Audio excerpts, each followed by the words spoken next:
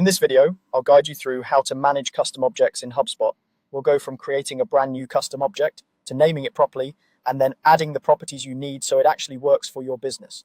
By the end, you'll understand not just what to click, but why each step matters. First, it's important to know that custom objects are only available on HubSpot's enterprise tier. If you don't see the options we're talking about, there's a good chance your account doesn't have enterprise access. Assuming you do, let's get started by heading to your HubSpot settings.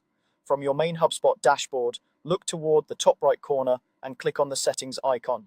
This opens your account settings area where you control all the behind-the-scenes configuration. In the left-hand sidebar, find the section labeled Objects. When you click that, you'll see options like Contacts, Companies, Deals, and Tickets.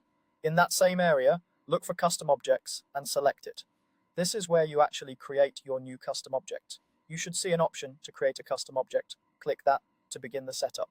Think of a custom object as a completely new type of record inside HubSpot, tailored to something your business tracks that doesn't fit neatly into the standard objects. For example, if you run a rental business, you might need a custom object for each item you rent out.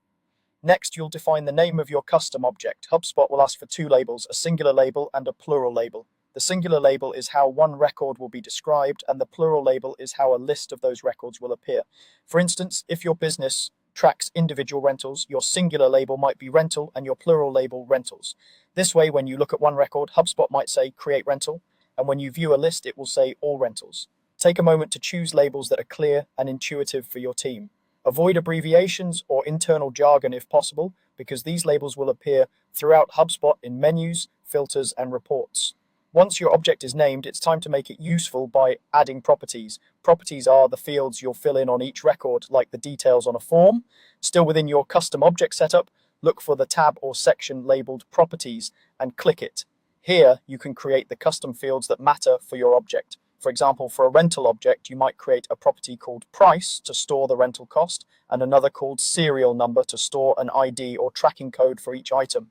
When you create each property, choose a field type that matches the kind of data you're storing.